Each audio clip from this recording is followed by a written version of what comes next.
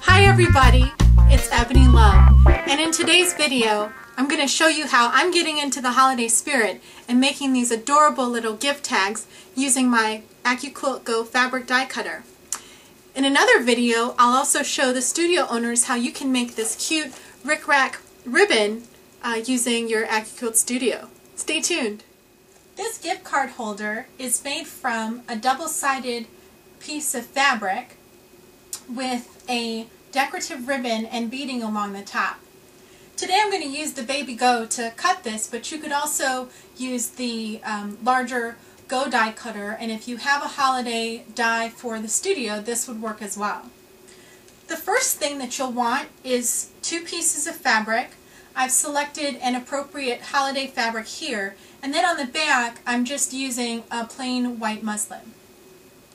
You'll also want a fusible. I use this Steam-A-Seam 2 because it's a little bit heavier weight and it's going to give some body to the gift tag.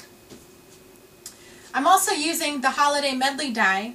I'm cutting Christmas trees, but you could also use the snowflake die as well, or for a smaller gift tag you could use the little holly berries. But today I'm going to show you how to make this Christmas tree gift tag. So the first thing that you'll want to do is cut your fabric into 5-inch strips.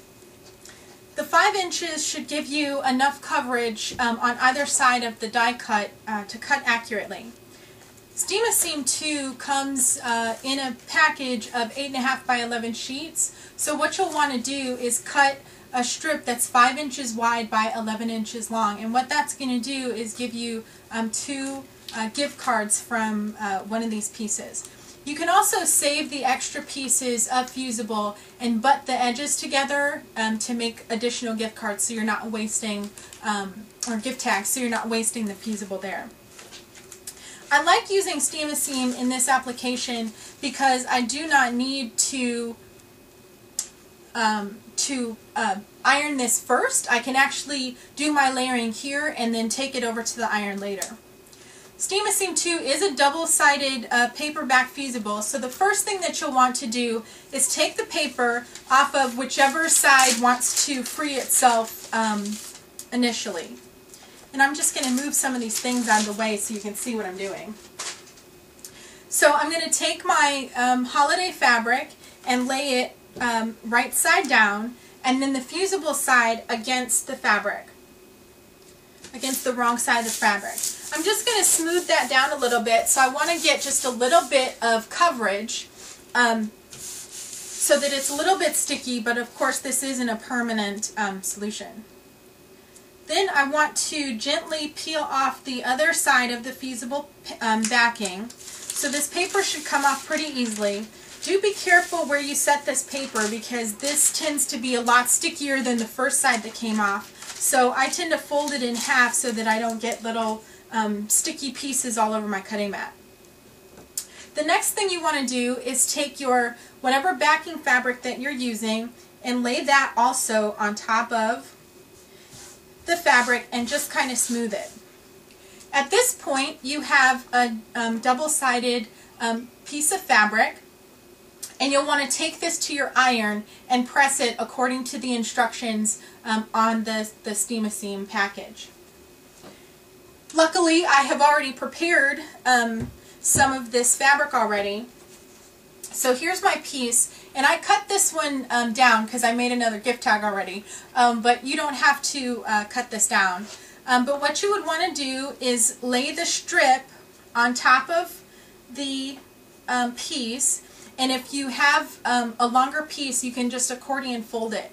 Now keep in mind that with the fusible that's giving you an additional layer in here, so you do want to be careful not to layer too many layers. I'd say doing just one more fold over should be enough to run through the die. So with our Baby Go, we'll take the die with the fabric on it and the mat and cover it and just run it through the cutter. Mine is brand new, so she needs a little bit more help than she will once I break her in to kind of get the die started. But she'll just go all the way through Alright, awesome. So we'll just set her aside. This project is great if you are a scrapbooker as well, because this is something that you could do with decorative paper as well. And actually I'm going to be introducing some scrapbooking tools to you in a second. So I have this crocodile tool, and what this does is it punches holes for eyelets. And what you'll want to do is just pick a spot at the top of the tree and punch an eyelet hole in the top. So that'll remove a little circle of fabric. And then I know this is impossibly small to see, but I have a scrapbooking eyelet here. And this tool that I have is an eyelet cutter and also setter. So just following the instructions on your crocodile, you're going to set this eyelet and give it a good squeeze. Alright, so that keeps that hole from ripping.